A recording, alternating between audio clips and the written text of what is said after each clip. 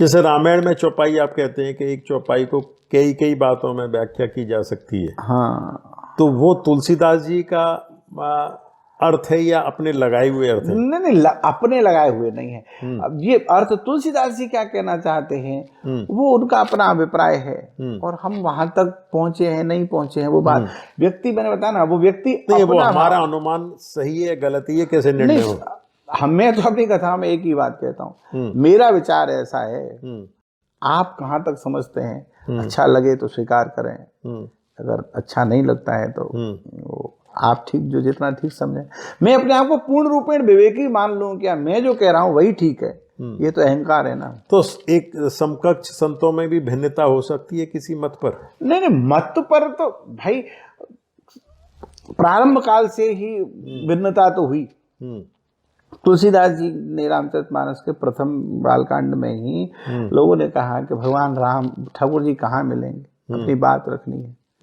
तो किसी ने कहा कि क्षीर सागर में मिलेंगे, किसी ने कहा बैकुंठ में मिलेंगे, तो सबने अपनी अपनी बात, दो पक्ष बट गए। कहते हैं ना कि एक दल तो दल, और दो दल बल जाए तो फिर दल दल, और दल दल में तो फिर आप जानो क्या हालत होती है, डूब नहीं है, अब फिर डूबना ही है।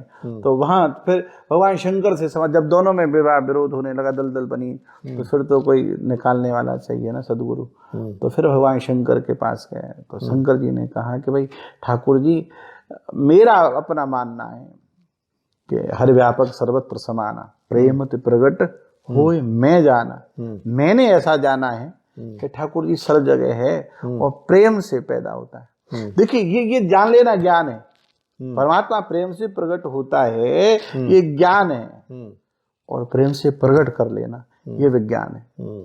जैसे महिमा बहुत सुनी है कि प्रेम से ही भगवान प्रसन्न होते हैं, वो प्रेम है क्या? प्रेम तो भाई मतलब वो आसक्ति है, कोई इच्छा है, कोई लगाव है, जुड़ाव है? नहीं नहीं नहीं नहीं, प्रेम या आस्था है? प्रेम है शरणागति, और प्रेम की परिभाषा सीधी सीधी सी है, जिसको जिससे कुछ नहीं चाहिए। नहीं, जैसे पिता पुत्र से प्यार करता है, हाँ वहां आ सकती है, क्योंकि प्रेम जो प्यार करता है ना, उसके बाद उसकी इच्छा है और कुछ नहीं है, तो ये मुझसे मेरी इज्जत तो करेगा, वो शरणागति नहीं है। सेवा तो करेगा, ये शरणागति थोड़ी ही है, वहां आ सकती है। प्रेम तो मानते हैं उसे। विशुद्ध प्रेम का मतलब, विशुद्ध प्रेम वो है जिससे जिसको कुछ नहीं चाहिए, जो सारी जिंदगी देने का नाम प्रेम है।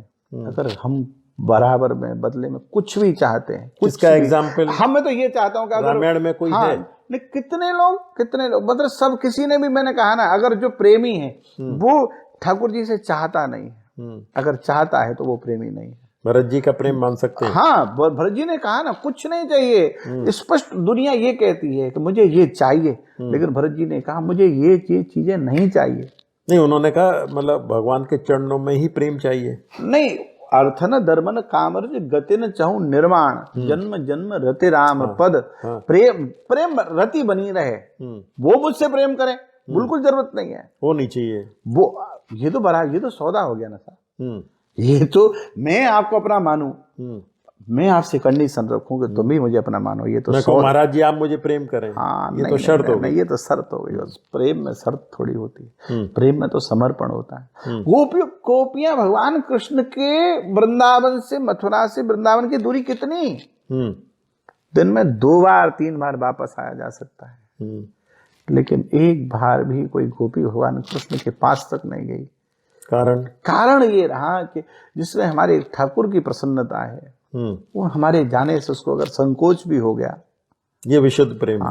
हमारे अगर जाने से उसको अगर जरा सा संकोच भी हो गया, तो हमारे प्रेम में तो फिर प्रेम कहाँ रहा। हमारे आंसुओं से हम वहां जाकर के रोए, और हमारे आंसुओं को देखकर उसका हृदय जरा पिघल भी गया ना, तो हमारा फिर प्रेम कहाँ रहा।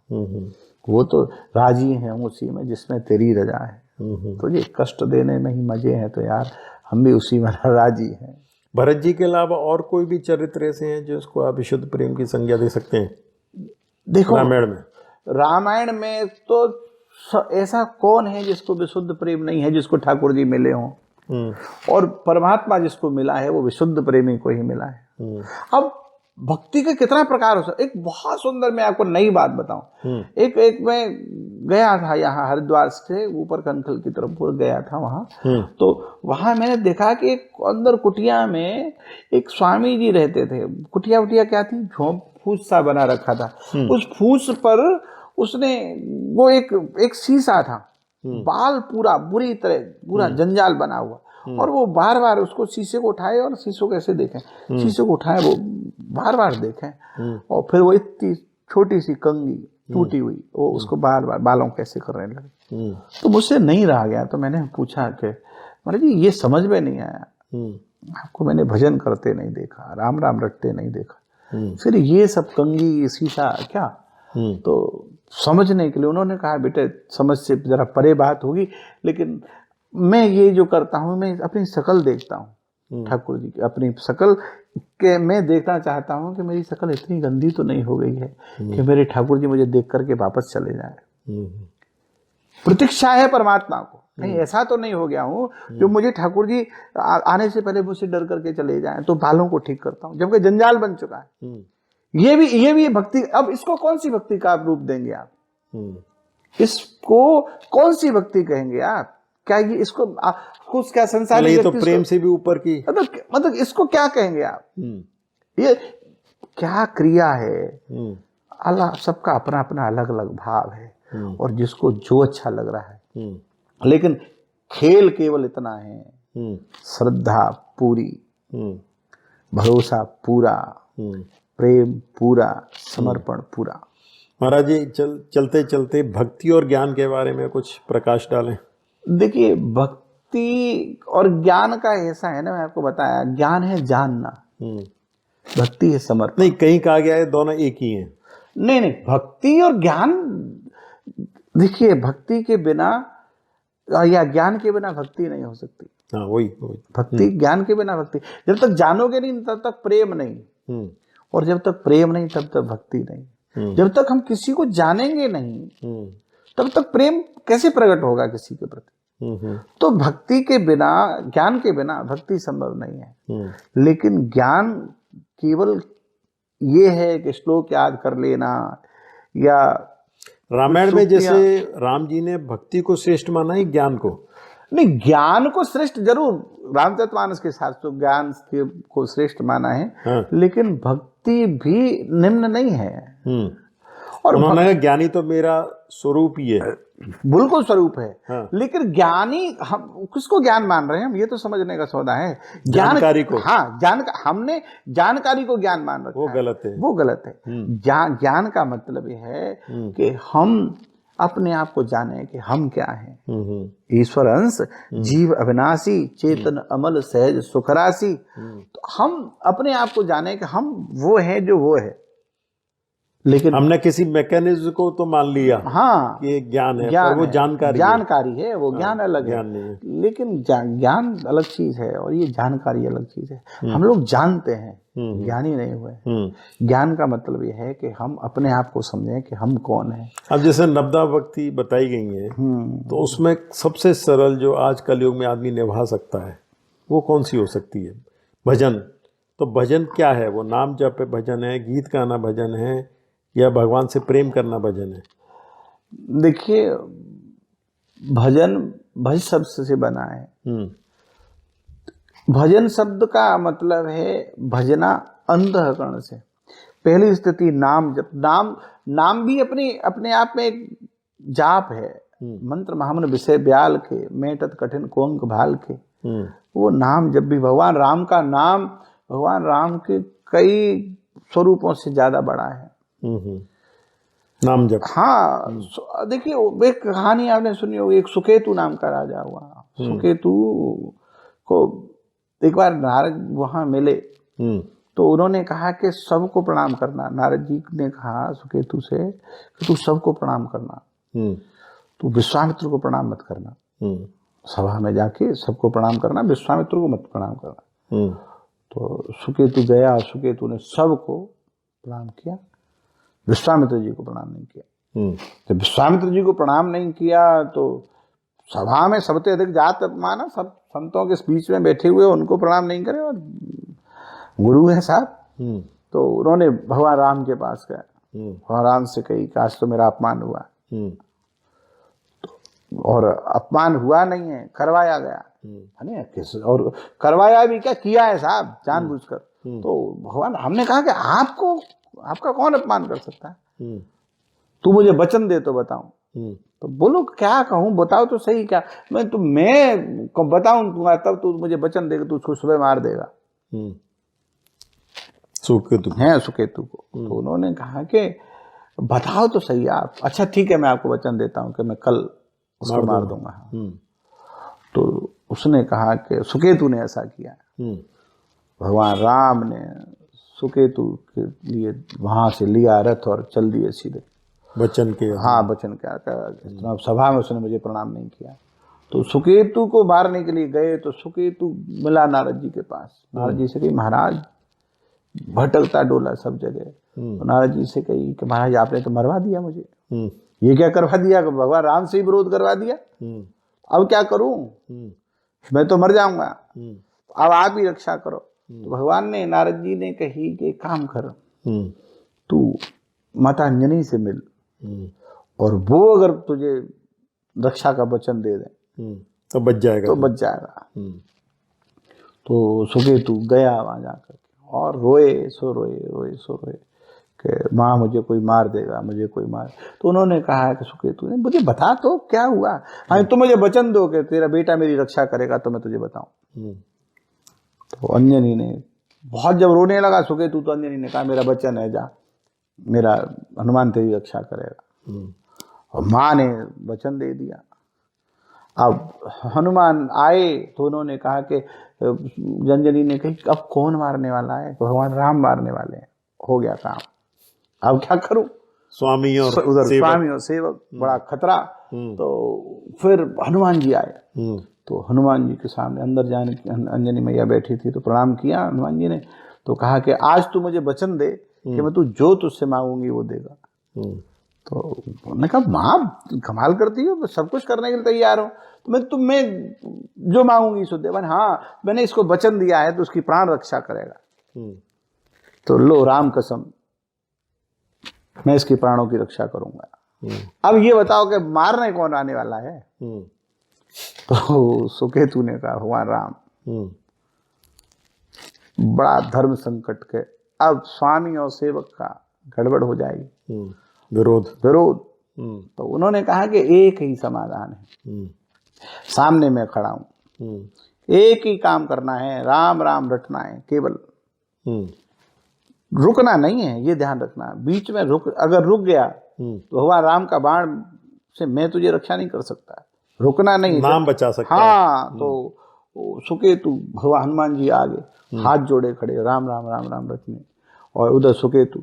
तो जरा सा डर लगने लगे तो बाण नजदीक आने लगे। ऐसी स्थिति हो गई कि सुकेतु के चारों तरफ राम नाम का चक्र बन गया, और वो बाण जो है अंदर प्रवेश ही नहीं कर पाए।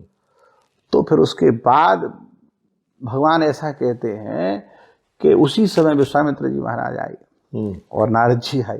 तो नारद जी ने मुस्कुरा करके कहा कि मैं तो ये महत्व बताना चाहता था कि राम बड़ा है, कि भगवान राम का नाम, इसलिए प्रपंच सारा, हाँ ये सब प्रपंच जो रचा। तो वो सारा प्रपंच प्रत्यक्ष में दिखाया कि नाम से बढ़कर तो भगवान एक। रामचरितमानस में तो कहा है कि भाई राम ने कितनों को तारा होगा, नाम ने कितनों को तारा। तो ये नाम की महिमा तो परम विचित्र है। तो भजन का हम चर्चा कर रहे थे, भजन क्या है? नहीं, भजन तो यही है कि भगवान के नाम की स्मृति रखे, नाम जप। महामंत्र ठाकुर जी का जो, और मैं तो ये कहूँ जो सदगुरु दे उसका जाप करे। प्रथम भगत संतन कर संगा, और दूसरा तुम कथा प्रसंगा। पहले संतों का, फिर स्टेज बाय चलना पड़ेगा ना। भजन भी सीधे सीधे कहाँ होगा, किसी को भी कोई भी नहीं कर सकता। हम कहें कि हम भजन कर, नहीं संभव नहीं है। प्रथम भगत संतन कर संगा, पहले भक्तों के संतों का संग करे, फिर ठाकुर जी की कथा सुने। पहले संतों के संग से कथा कब समझ में आएगी, पहले सत्संग होगा, संतों का संग होगा तब। किसी कामी व्यक्ति को कथा में बिठाओ, कहाँ समझ में आएगी। जिस कथा उसकी समझ में आएगी जिसने संतों का संग किया है। अब केवल सीधे सुबह से शाम तक संसारियों की वृत्ति, सुबह से शाम तक कुकर्म करने पहले अपने को थोड़ा सा पवित्र प्यूरिफाई करना पड़ेगा। नहीं, प्योरीफाई संत सेवा से होगा। हम्म। तो पहले संतों का संग, फिर ठाकुर जी की कथा, फिर प्रथम भगत संतन कर संगा, दूसरा कथा प्रसंगा, गुरुपद पंकज सेवा, तीसरा भगत अमान, फिर गुरु के चरण की सेवा, चौथी भगत भगवान के गुणों का, चौथ भगवत मम गुणगन करें कपट तज गान। ये देखो कितनी सुंदर सी बात है, कपट छोड़ करके ठाकुर जी के गुणों का गान करें। हाँ, मैं अन्यत्र नहीं आता, अपनी बात के हम कपट रख करके कि ये इसको प्रसन्न करना है, यजमान को प्रसन्न करना है, इसलिए ठाकुर जी की कथा के साथ साथ अपना आडंबर, ये सब प्रदर्शन, वो कपट है, वो कपट है। तो इसलिए कपट छोड़ करके आसक्ति से विमुख होकर के। आप तो बहुत विस्तृत बातें बताना चाहते हैं, पर हमारे पास समय की सीमा आपके पास भी है। तो हमारे दर्शकों के लिए कुछ ऐसा विशेष आसान ऐसा कोई तरीका बताएं जो आदमी सुनने में कंफ्यूज, ये करे, ये ना करे, ये करे, ये करे, तो वो क्या ऐसा करे जिससे उसका जीवन सुचारू रूप से चलता भी रहे, धर्मी पालन होता रहे, परमात्मा की भी प्राप्ति हो जाए। कुछ ऐसी टिप्स अगर आप बता सकें तो बताइए। ये भगवत प्राप्ति ये टिप्स से नहीं होती अनिल जी। ये जो प्राप्ति होती है ये तो ठाकुर जी की, पहली बात तो ठाकुर जी की कृपा से, और अगर बढ़िया सी बात माने तो संसार से आसक्ति न रखें। हम जो क्रिया कर रहे हैं, हमारा जो उत्तरदायित्व है, उसको उत्तरदायित्व समझ करके केवल निर्वाह करना है। अगर आसक्ति रखेंगे, कर्म करने हैं पर हाँ, आसक्ति रहे। भगवान कृष्ण भी तो यही कहता है, इच्छा नहीं, कोई भी संतान से भी, परिवार से, पत्नी से, समाज से। मैं तो बहुत अंदर की बात कहूं कि भगवान से भी, ठाकुर जी से भी अगर हम इच्छा रखते हैं कि मैं तेरी सेवा करने के बाद मुझे ये चाहिए, इसका मतलब ये है कि हम अभी उस मार्ग पर बढ़े ही नहीं हैं, और दूसरा हमने परमात्मा को कुछ समझा ही नहीं है। जिसको सीधी सी बात, जिसको ताय न चाहिए कबहू कछु, अपनी जिम्मेदारियों का निर्वाह करते हुए परमात्मा की स्मृति रखे, इससे बढ़िया सदमार्ग और कुछ नहीं। और यही भजन है, यही वैराग्य है, और यही फिर भक्ति भी समझ लीजिए। क्योंकि कौन ऐसा है जो संसार को पकड़ सकता है? प्रत्येक व्यक्ति को छोड़ना है, सब जानते हैं। भगवान कृष्ण धर्म में अभी एक बहुत सुंदर बात चल रही थी, तो यक्ष ने भी यही प्रश्न किया था, दुनिया का आश्चर्य क्या है?